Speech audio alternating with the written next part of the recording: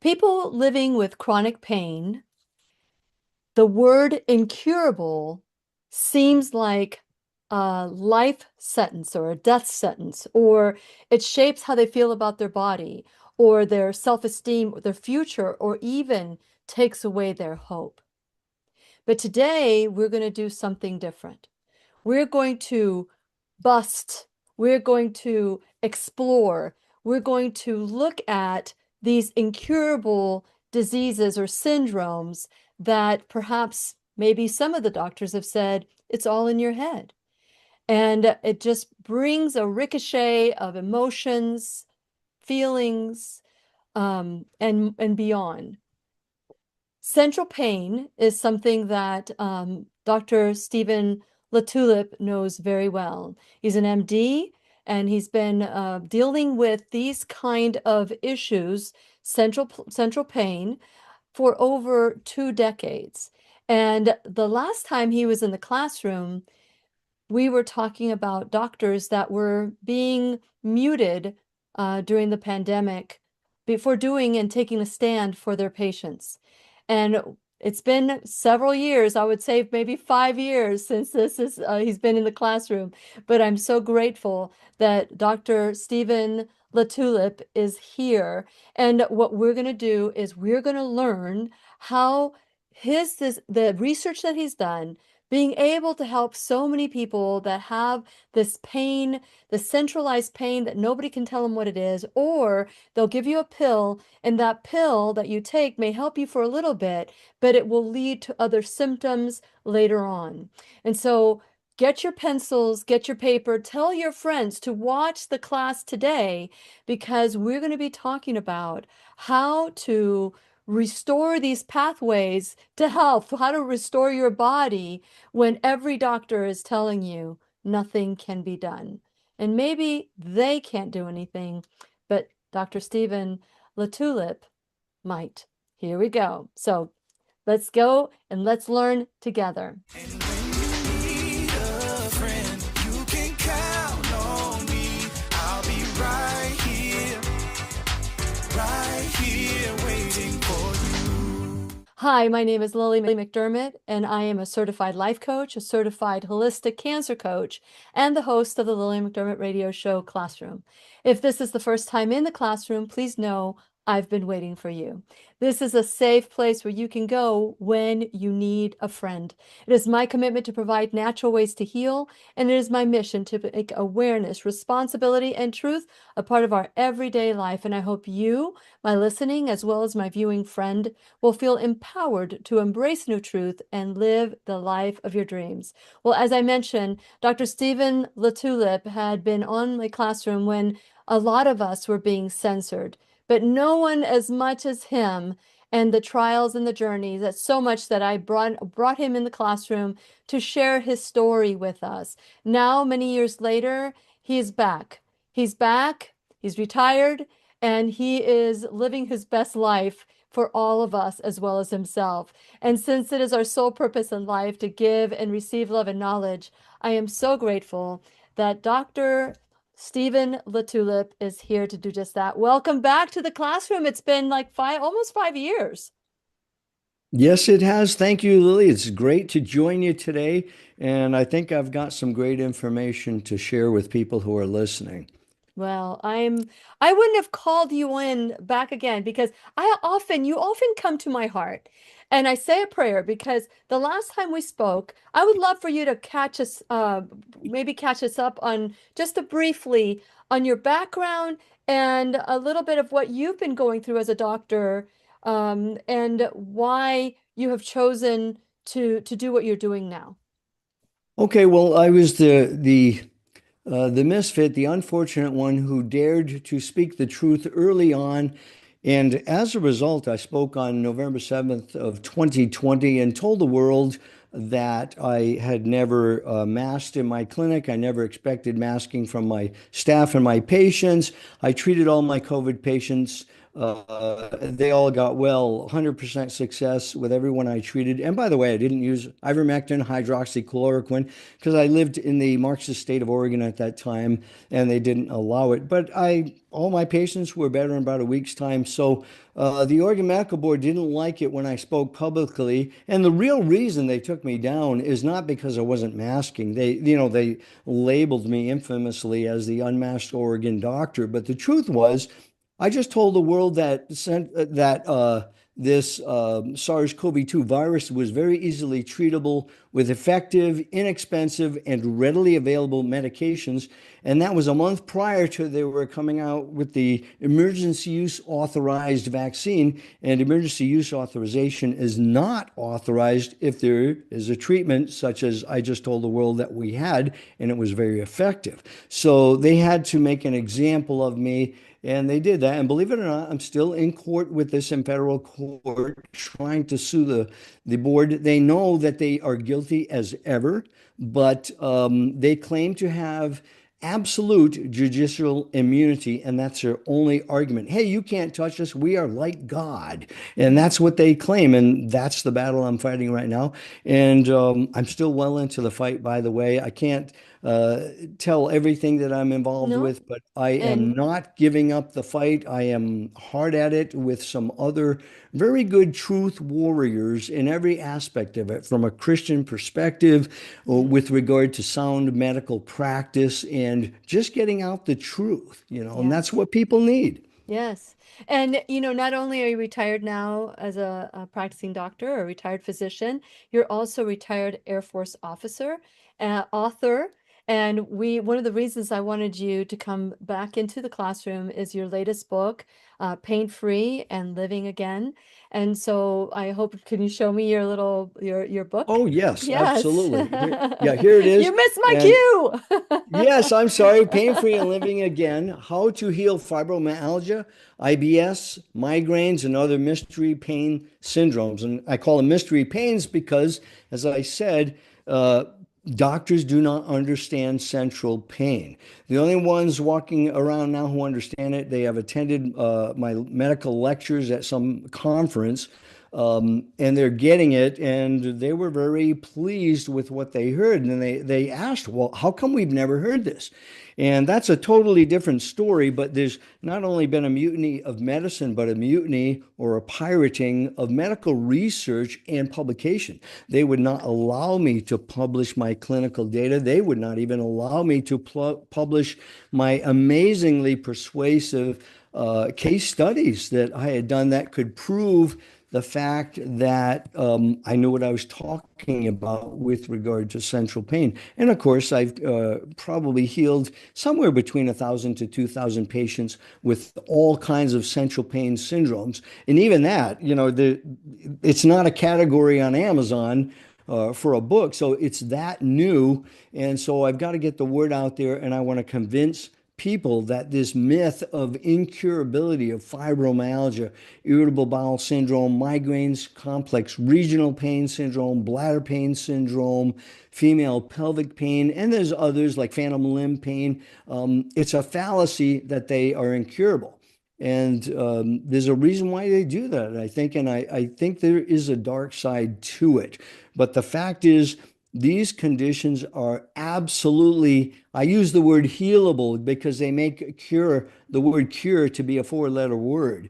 They don't want you to say you can cure something because it's very bad for business when it comes to big pharma and organized medicine. So I'm just speaking the plain truth, and I have all kinds of evidence to back up my claims that I have healed many, many hundreds of patients with these conditions. And I did it to the point that I can absolutely say with confidence anybody can heal from these syndromes. It's funny, when I first started doing radio and since I walked away from radio, the word heal is taboo. I'm not allowed to use the word heal, or else I'll get censored or something Right, happens. right. And I'm sure that as a trained, ordained pastor or minister that you are, it's so easy to look at being healed as something that takes a couple of things. It takes action and belief. Yes. And so with that in mind, I wanted to dive into every aspect because I talk about in the classroom, we talk about how our mind, how sometimes we work against our mind when our body wants to heal and our mind says, no, it's going to be too painful to heal.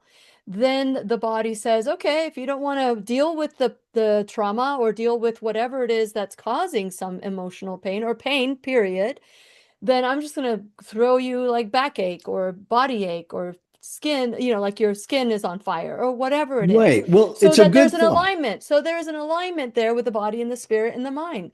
So with that, Absolutely. so let's talk about the body because everybody's interested in the body and all the things. Let's talk about why this happens. Why do you believe and has your research shown you that people have these phantom pain, centralized pain? That doctors say it's either in your head or it's incurable. There's nothing I can do about it. Right. Okay. So, oh, by the way, on the word, using the word incurable, I even talked to other doctors and they said, oh, as I was planning to write this book finally, they said, oh, we can't say the word curable because, well, I said, yeah, why? And nobody could answer me actually. They said, you just can't do that. I said, okay. I actually looked in the Bible and the Lord uses the word cure and heal synonymously, and they are Mhm. used synonymously even in the English dictionaries. But here's what's going on. In medicine, when we go to medical school, they teach us the classic four-step pain pathway, which is transduction, conduction, modulation, and perception.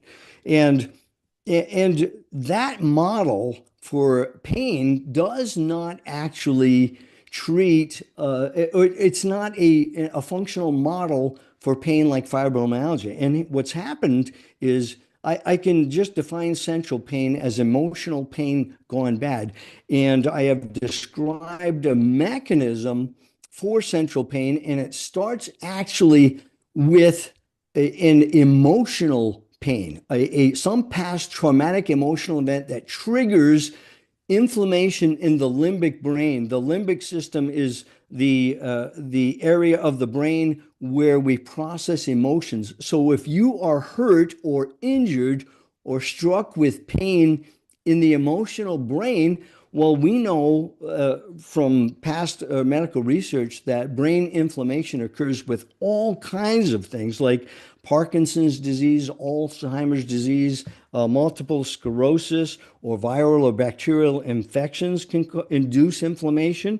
But also things like emotional stress that is severe, mood disorders, and believe it or not, Lily, even insomnia can cause brain inflammation. So if, say, an adolescent suffers a severe emotionally traumatic event, say she's raped, which is something I treated a lot of in my medical practice. Now, there's some severe, wicked emotional trauma. It causes inflammation in the limbic brain. And so the first step in the central pain pathway is not a sensation of physical pain, it's a sensation of emotional pain, and that derives from the last step in the classic pain pathway, which is perception. We perceive like, wow, I have been hurt, damaged emotionally. Ouch, this hurts. And then through the modulation and processing, and then the transport of that emotional signal in a reverse sequence down the pain pathways, down the descending pain pathways, then it manifests as all these different symptoms. And there's actually a central pain cascade. The first thing that people will usually suffer in central pain is migraines. It's an emotional pain that starts in the head. So it makes sense that migrainal pain would be a first step. If the insult, as in the emotional trauma, continues or persists, say with repeated sexual abuse, or with suffering from, say, parents who died or perhaps who divorced when a child was at a fragile age, and there's ongoing suffering from that, then comes the next step, the progression in that cascade where you will experience irritable bowel syndrome. After that, if it gets worse, then comes fibromyalgia. Now, this was just a general model that I saw. It wasn't 100%. And then after fibromyalgia, if it continues, then you go on to bladder pain syndrome, formerly called interstitial cystitis. And I mean, you look at the treatments that doctors prescribe, that the urologists in their specialty box, they're absolutely insane, and they do nothing for you. All they do is make it worse. And I should say this on treating this, Lily, any central pain should absolutely not be treated with certain medications, and those include opioids, like oxycodone, hydrocodone, and all the rest of those. They are not effective. In fact, they worsen central pain. The other, perhaps even more damaging class of medications are the benzodiazepines. And doctors, and specifically psychiatrists, are actually notorious for prescribing Xanax, Klonopin and all these things, clonazepam. They worsen, they augment central pain. So not a good thing. But I can get into the discussion of how we treat this if you'd like. No, I want to because yes, yes, eventually, but right now I want people to understand what you just said is exactly what most doctors don't tell us. What most doctors, you are, when I met you many years ago, I thought you are truly, I wanted to highlight you for taking a stand. And one of the things as a life coach, as a certified life coach and also certified holistic cancer coach, one of the things that I believe that I can bring to anyone is going back to I call it going back to the tomb. And when Mary, let me just give you the example, as I'm sure you know where I'm going with this. As Mary was going to the tomb for the burial of Jesus, she was sad. She was sad going there. But Mhm. once she arrived at the tomb, he wasn't there, there was resurrection. And that's what I like to do with my clients. I like to go and visit the tomb to find the resurrection. But most people, Dr. LaTulippe, most people say, well, there's nothing wrong with me. There's no emotional trauma. There's nothing, my childhood was wonderful. Now, if somebody says that to you, or I dealt with that. That's not something that I even think about, knowing that our subconscious mind is constantly thinking without us knowing. What would you say to someone that is hearing what you said and dismisses the emotional and just wants to take the pill? Right. Well, I'll tell you what I have said, because I've heard all of the stories, okay, many times. And some people will say, well, but I'm not, I don't have that kind of history. I'm not emotionally traumatized. And so I got to, take them back a ways and say, well, what happened? Make sure that they're not missing it. The other very common thing I saw is a lot of people who suffer emotionally think that this is just normal life. There's nothing wrong with me because my parents are alcoholics or drug addicts or anything like that. It's just normal.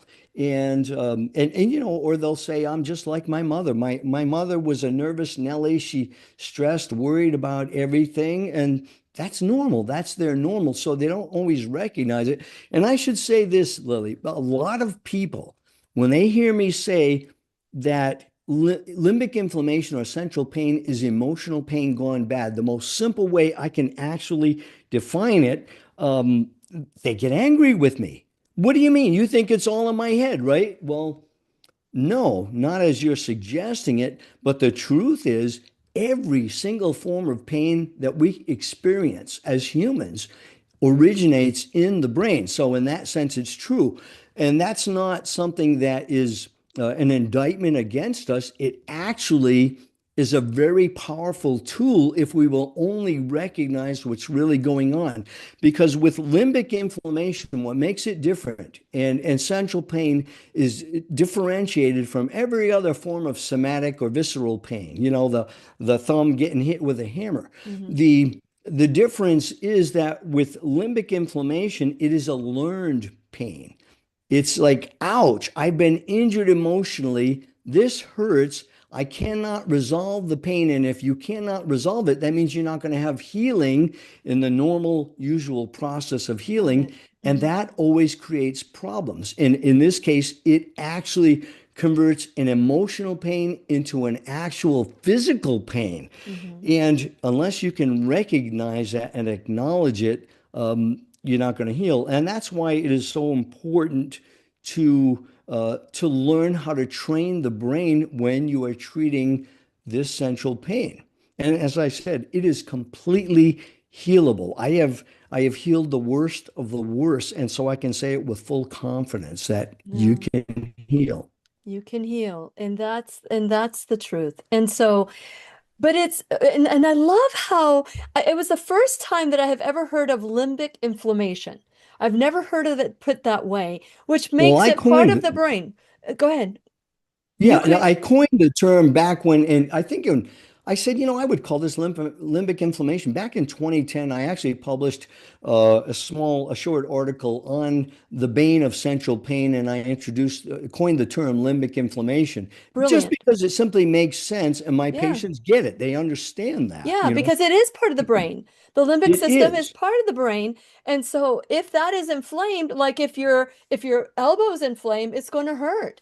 And That's right. and let's just recap. The limbic system is like the fight or flight, right? Am I correct It's to part of it's where we process emotions and memory, among okay, other things. But when we talk about regions of the brain, it's very important to understand that, we talk about like the primary motor cortex on the left side of the brain, the sensory cortex, the occipital cortex in the back of our head in the brain. But they are all extremely highly integrated. They communicate with each other. So when I talk about limbic inflammation, that limbic region where we process emotions has a lot of consequences as that information is processed, as we perceive the emotional pain. And then what do we do with it? Well, that's what ultimately produces all these mystery pain syndromes. And the reason why in Western medicine, doctors cannot deal with this is that number one, doctors are trained to live in their medical box. In medical school, they put us on in a little box, and the box gets smaller in residency. If you train as a neurologist, a gastroenterologist, a psychiatrist, they're used to treating just one organ system and they ignore everything else. And that is absolutely ludicrous. You cannot be a true healer if you are going to ignore the whole person. Physical, mental, spiritual, emotional. We are all a composite of all these things that make us human. okay, so I love where you're going because if other parts of our brain are inflamed, it leads to other issues as well. So I Yes. love the fact that you focus on the limbic section of the brain, that area, that part of the brain. So with that in mind, what do you typically do if the person, first of all, if the person says there's nothing wrong with me emotionally, I had a great childhood, you basically need to kind of retrain them to understand what's really going on. Now, once your patient is in alignment with what you're saying, once they realize, yes, maybe there is truth to this, maybe it is a part of my brain that is inflamed and it is the limbic. What are the emotions, my perceptions, my belief systems, whatever it is that is causing this? How Mhm. quickly, once they acknowledge that, how quickly can they turn things around, start feeling better? I would say immediately. Now, in the course, in my memory, from all the patients I treated with central pain, virtually all of them, when I related that to them, like if they started experiencing migraines, I said, "What happened within the 6 months prior to that?" And then all of a sudden, they start crying. Tears start coming down. It's like, oh, I get it. The light bulb comes on for them. Or the same thing with IBS, fibromyalgia. I've heard every story just about out there of the horrors that can happen to people. And uh, as soon as they make a connection, because first of all, they come into my clinic, these patients are angry.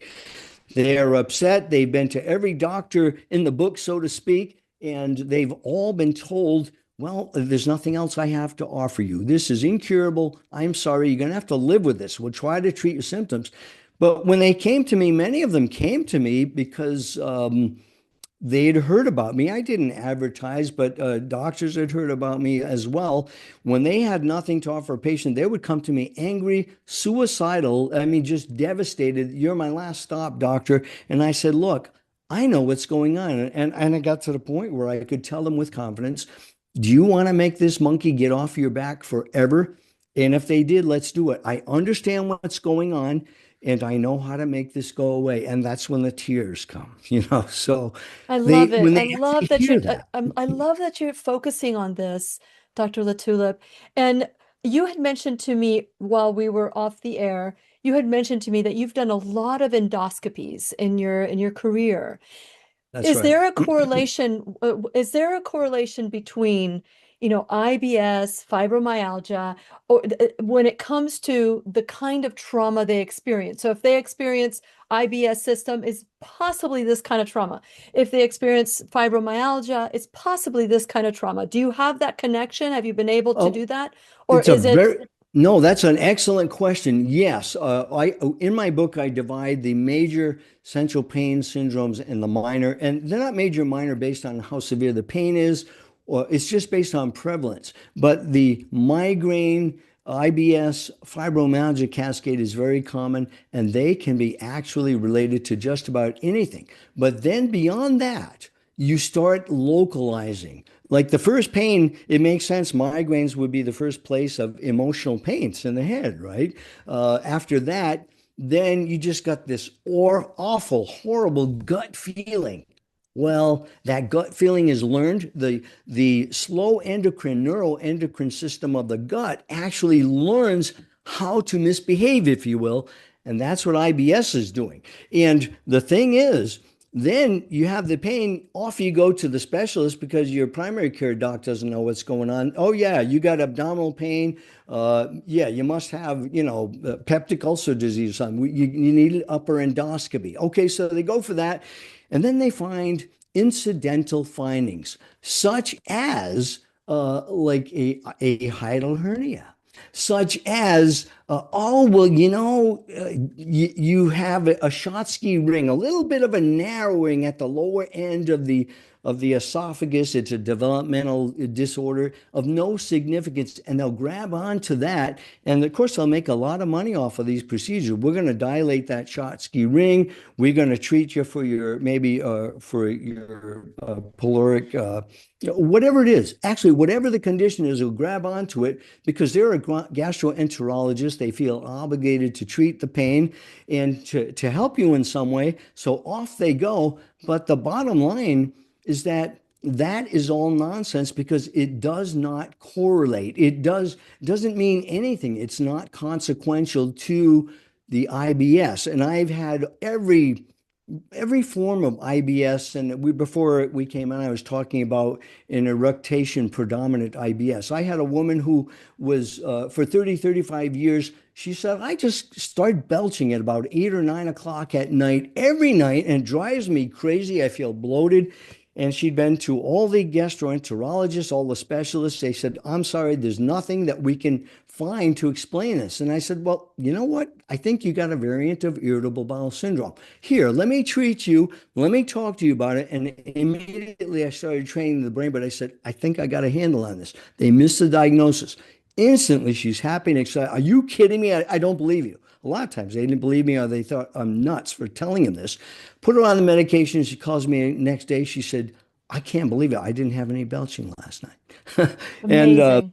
Yeah, and it's so fun because you see the Yeah, joy that they start feeling. And I said, yeah. And this woman, by the way, had a few other things. She went down the whole cascade of she had migraines. She was postmenopausal when I treated her in her early 70s, but she had migraines, IBS. She still had IBS because once the gut learns how to misbehave, you could have IBS for the rest of your blooming life. And it's so easy to make go away. bad So gut. yeah, and it can disappear. I can say that with full confidence. We can make that go away. And I'm still But doing, even though you had mentioned off the air that you had prescribed a medication. I had never heard of that medication before. Was that a separate use for you said disoclonopine or something like that? What dicyclamine, it's an dicyclamine? yeah, it's an antispasmodic for the gut. Well, if I can mention, I have a three-step process to heal central pain because here I am claiming I can make this pain go away. Let's I talk have a about that. three-step. Okay, okay. Yeah. You want me to talk about it Yeah. now? I tell you Yeah. what, Okay. let's do this. Let's do this. Let me identify the classroom and then we'll go straight into that, okay? Because I think everybody's at the edge of their seat and I don't want to interrupt that. So let's just talk about for those of you who are loving this and you're like, oh, I can relate to this, I can relate to that. Go to whenyounneedafriend.com. Share that link with everybody you know. Take this video. Just stop and start sharing with all your friends because we all know somebody with IBS. We all know somebody with fibromyalgia. And we know people with Parkinson's and all these different neurological issues that, perhaps maybe something said today may set them free. So please go to whenyounneedafriend.com, check out the conversation, send it to everybody that you would like to do. Also, while you're there, please subscribe to my website. It's a two-step process. So once they subscribe to the website, make sure you receive an email. You'll receive an email, opt in. That way you'll start receiving all the information and you'll know who's in the classroom. So go to whenyounneedafriend.com, go to all my social media, also like me and follow me, especially BitChute. We're getting lots of views on BitChute and I'm so grateful for those of you who are doing that. I don't make any kind of financial gains because every time that I was back in before the pandemic, back in 2000, I was being monetized, but now I am not monetized. So you should not be getting any commercials on my, because the moment that you are monetized, they control you. So I don't want to be controlled by anyone, only God. So I want to encourage you to check out the classes that we have. And I am just so thrilled that we've had Dr. LaTulippe in the classroom. So check out my Shop Now bag. These are all Lilly approved products from head to toe. That's a way you can help out the classroom grow. And make sure that also, if you want to donate to the classroom, you can become an enrolled student in the classroom. And whether it's $1 or $1,000 a month, a one-time donation, we need your help. So I'm asking for your help because the cost of doing the classroom, because we're being censored left and right, is increasing. And so I ask that if you can give of your time, your talent, your treasure, like I said, making comments, sharing, putting emojis, all those things will superimpose onto the algorithm. It'll kind of stop the algorithms from blocking us. So do your part so that you can help us grow. Today we have Dr. Stephen LaTulippe, MD. And the way I met Dr. LaTulippe was because he was taking a stand back then when the pandemic was going on and still is. And he's still out there sharing truth. And even if you retired from being a doctor, Dr. LaTulippe, there still can't shut you up. So I am excited that you have a radio show, that they can find you at salatulippemd.com. And if you are a subscriber to the website, you have all his information. Just click on his name. It'll take you to his website. It'll take you to his new book so that you can make a decision to get it for yourself. And if you have a question for Dr. Stephen LaTulippe, you can go to Steve at salatulippemd.com. So that's his website is salatulippemd.com. And of course, if you are a subscriber, you already have this information. Okay, so so let's get started on it because I don't want to interrupt you and just tell us the steps that we need to take. Okay, so in general, the first thing you have to do, of course, is identify central pain. When you talk about various conditions that cause pain, it's very important to sort that out. And I did full spectrum pain management, so I had to discern what am I really treating. The only thing I'm interested in with regard to central pain is the pain centralized or is it not? Is it some other form of somatic pain or visceral pain? And so once I figured out that, yes, I believe fully, and I'm fully convinced this patient has central pain, then I have to initiate a three-step recovery plan. Number one is I have to stop the wrong medications. A lot of patients with central pain are coming to me on opioids, on the benzodiazepines like Xanax and alprazolam or lorazepam, Ativan, any whatever medications they put you on, and even some of them like temazepam that they might prescribe to you for sleep. But when I but the first thing I have to do is stop the wrong medications because let's face it, if doctors don't know and understand what they are treating, how in the world can they first do no harm, right? As we are supposed to do. So I got to get them off the bad medications. And of course, some of these, if they're opioids and especially benzodiazepines, I have to taper them off. And there are six categories, by the way, of wrong medications: ineffective, poorly tolerated, very expensive, limited benefit, contraindicated, meaning you shouldn't be prescribed them, or just flat out dangerous, which includes the opioids, the benzodiazepines, and carisoprodol specifically, which is a muscle relaxer. And then after that, simultaneously, I will start them on the right medications. And I do that by asking them the primary symptom triad of central pain. I ask the patient, how much of each of these do you have? Anxiety, pain, and insomnia. That is the central pain primary symptom triad. If I treat those three conditions with the right medications, which is step two, starting the right medications. I use medications, and some of them are prescription, but I use them simply to bridge the gap. Every medication that I prescribe is Good, temporary, only good. temporary, and I pull them off it. And this is just based on those primary symptoms of anxiety, pain, and insomnia. And you have to control these symptoms. And I never had trouble controlling these symptoms.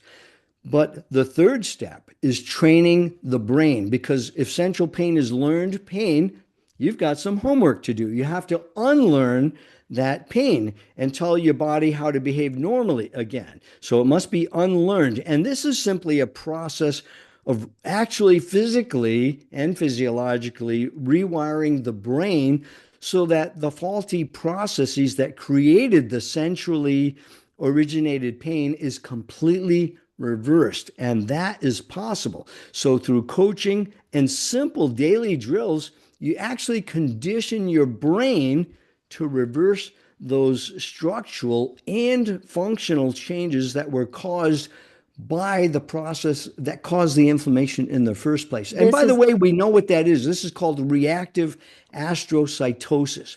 These little astrocytes were once believed when I went to medical school, they just said, oh, those are just supportive cells for the neurons in your brain. Well, not so. They have a tremendous function.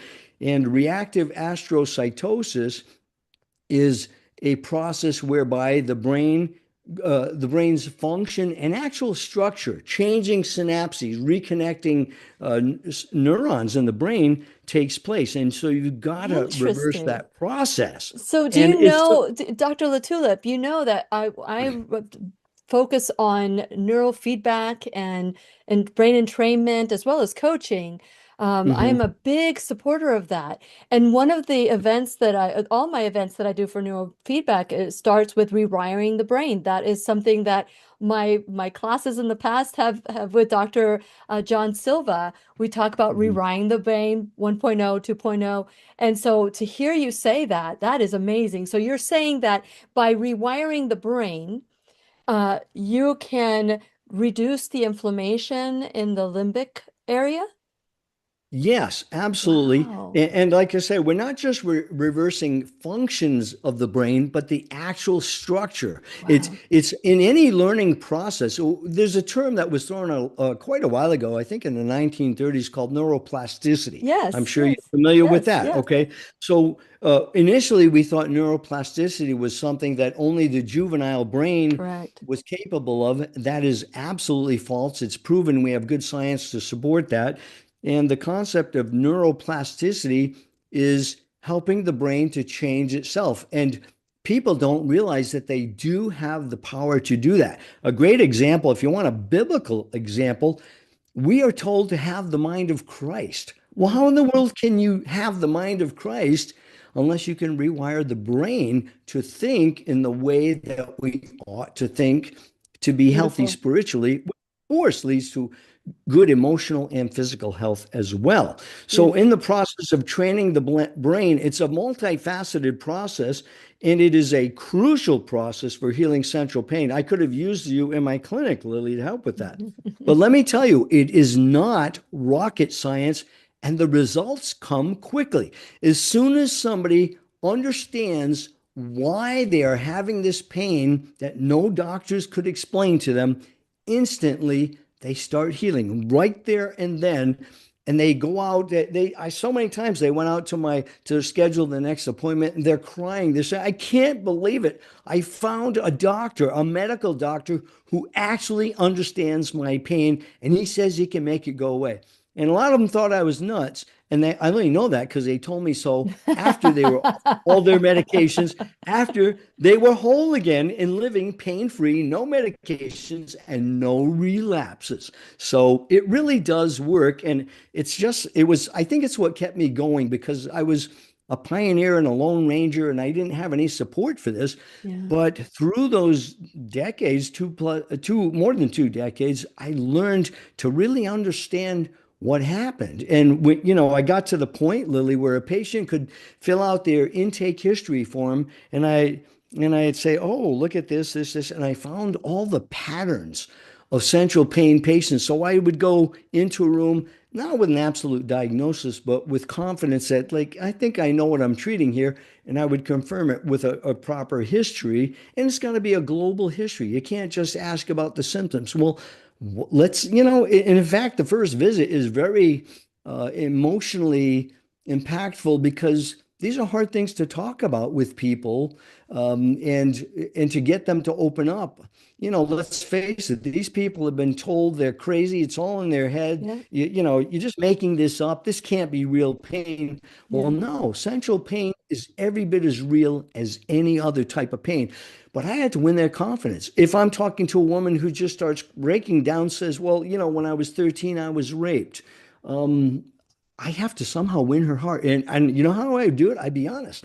I say, "Well, you know what? The Bible says that there are some sins that lead to death, and this should be one of them because it is so emotionally traumatic." I said, I would string up the noose for these people because it is so destructive.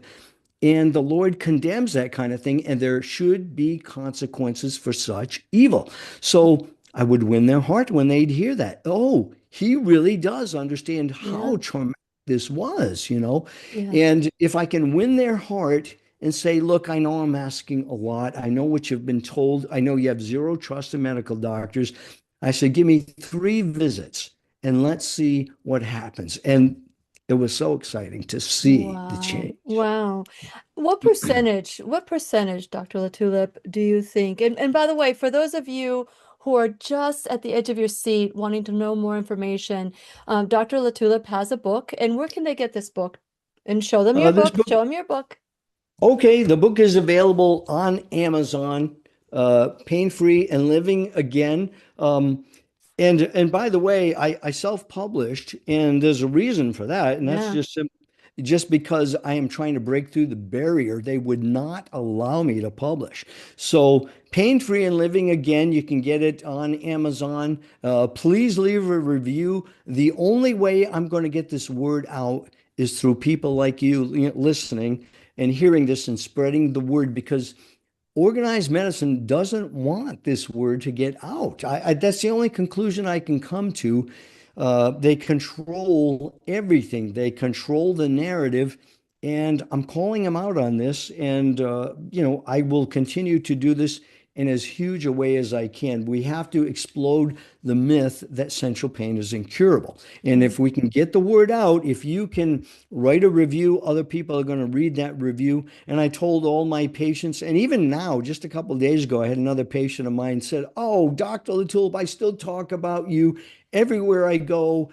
She goes to the Portland Hospital, OHSU in Oregon. She says, "I always mention your name and all." She says, "Thank you. You gave me back my life." And she was one of them who was really struggling in a bad way. Like she said, "I'm thinking about ending it." So Wow. that does not have to be. No. No, Hmm. and how hopeful the things that you're saying. The biggest obstacle that I feel with most people is that they don't want to make that connection. They don't want to go to the tomb. They don't want to visit there. They don't think that it bears any burden on them. And what they don't understand is that even though that incident happened a long time ago, every time the body or the mind recalls it, we re-injure ourselves. It's as if That's it's true. happening right now. And Absolutely. just because I'm not thinking about it, actively thinking about it, but that's how I'm going to perceive the world. I'm going to perceive the world with the glasses by which I was traumatized. And That's so, right. That's and right. so because that's the perception, then I'm going to re-injure myself over and over again. And so I wanted to dive into a little bit because this was something that just blew me away many, many years ago. And I do have a very close relationship with Dr. Bradley Nelson. Dr. Bradley Nelson talks about the emotion code, the body code, these are traumas. And one of the things that he talks about, which I had a hard time kind of like accepting and embracing, is ancestral trauma. That sometimes the trauma is handed to us, and it's not necessarily our trauma to deal with. Have you seen any of that? Oh, plenty of it. Yes, Really? absolutely. And yes, it is devastating. Ancestral assaults, I mean, they're so personal. The problem is, y- people who are victims of this kind of abuse, they don't feel like they can't talk about it with anyone. In fact, a lot of times, another spouse, if it's a parent, say a stepfather or a father, abuses a child, the mother may even know about it and say, "You can't say anything. This will destroy our family." And they somehow inevitably feel like, "I brought this on. I led them on. I must have done something to do this. I'm guilty." And so they have a lot of shame with it. They're embarrassed. They don't want to talk about it. And it totally, totally destroys their life, Lily. And what I would tell every central pain patient who has any history, and let's face it, we all have some baggage from our past.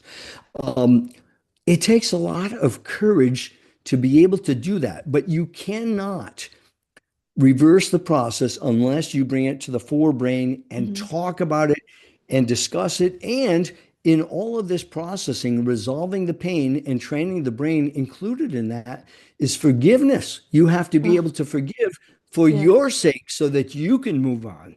And it's hard. Yes. It's very Yeah. hard to do. But and I think the problem with forgiveness is that people think that forgiveness means condoning. They Not confuse at all. trust and forgiveness. Just because you forgive someone doesn't mean you have to trust them or that you have to bring them back into your life. But what I was really referring to earlier was, let's say, for example, something traumatic happened to my mother as a child or my father as a child. Right. And now they don't deal with it. They live their life.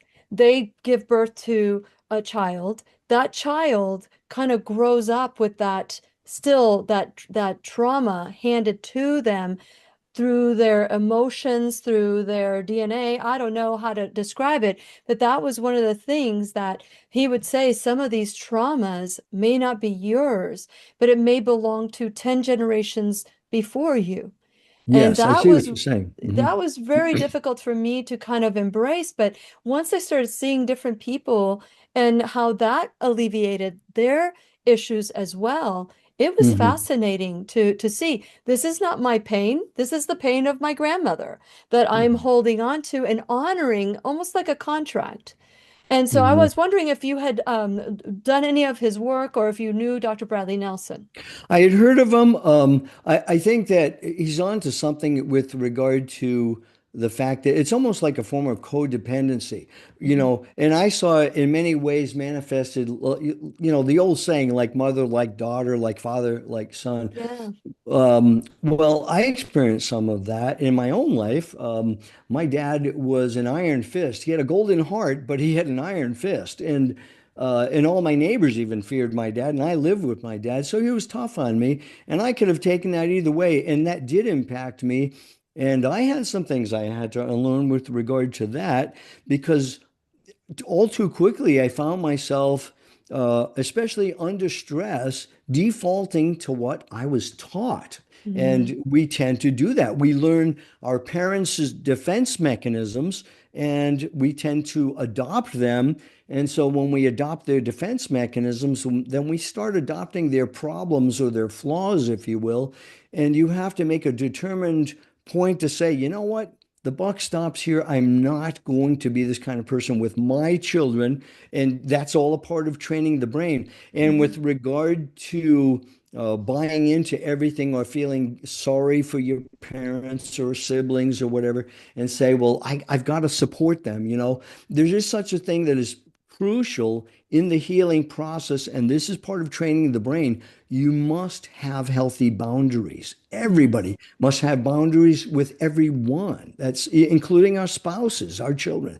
That is so important. This is so wonderful. I wish we had a lot more time. We only have like almost 5 minutes left, but I did want to talk about, that person, that patient that you're saying, a person with IBS, for example. They may do an endoscopy and then they'll be told that they have a hiatal hernia. Are there other things that will help with the IBS other than the awareness that there could be an emotional trauma? You talked about this the medication, because I've been doing some research on hiatal hernias, and once they do the surgery to fix the hiatal hernia, it's not necessarily solving the root cause, the root problem, which is what you're talking about. Right. Well, So, yeah. Let me give you a quick example. yes, I had an IBS patient. She was, I believe, about 65 years old, had lived an extremely traumatic life. Her former husband was an alcoholic. All of her kids were highly dysfunctional. They had been abused, at least physically and verbally. I don't know about sexually, but this woman just lived a very hard life. She had IBS. It was undiagnosed. And she came to me after having had 5 surgeries. Okay, so she had her appendix out, she had an appendectomy, she had her gallbladder out, the cholecystectomy. She then had a hysterectomy, a full hysterectomy. Then she even had a hemicolectomy. They took out half of her colon, and then finally, fifth surgery, an exploratory laparoscopy. And guess what? She came to me at wit's end. She says, I don't know what to do. I said, I don't know how to tell you this, but you had 5 unnecessary surgeries, I believe, because her symptoms were unchanged. I said, let's make it go away. I actually put her on dicyclamine and I think 1 or 2 other medications just to bridge the gap. Well, I saw her back in 1 week because she was, and by the way, she was just coming out of rehab because they had made her opioid dependent on high doses of opioids, which just worsened all the IBS symptoms. So I saw her back, and I think it was a week or two, and she says, I can't believe it. My symptoms already are gone. Now, if the symptoms are gone, I have in my book, I describe the rule of threes, and that just pertains to how we heal and how we recover. But anyway, I said, stay on the medication for 3 months. You'll never have the symptoms again. Well, she stayed on the medication for a year because she was in control, but she could have stopped it at 3 months. And her receptors would have all been back to baseline. She would have been fully healed, and her gut trained how to behave normally. So that to answer beautiful your story. question, Yeah, that a lot of things that they'll do. My suspicion would be for an IBS patient that a repair of the hiatal hernia may very well do absolutely nothing. And correct. that was just in my experience. And I did endoscopy, upper and lower, colonoscopies as well. So. Okay, so in your book, you have a self-assessment test. How accurate is that? Something that they can say, "Ooh, this is, centralized pain, and I need to do the work, and now I've got your workbook, and I can work with this." Is that what your intention is, or do you still need to That reach out to you to work with them? Well, that's part of it. The other part is that, like I say, the medical community does not understand central pain. So in this book, I wrote primarily for the patient who have these symptoms, but also secondarily to the doctors so they could have a language to communicate together. So you need to bring this book to your doctor as well. And this is just to help them to gain their insights so that they can share with their doctor. And here's how you get to a doctor, because we doctors have very, very fragile egos. You know that. Right? Especially if we're a male. Oh my goodness. We're supposed to be gods, right? A bunch of nonsense, of course. So what you do is you gently say, well, I've been doing some reading and there's some changing thoughts on this. Could you look into this?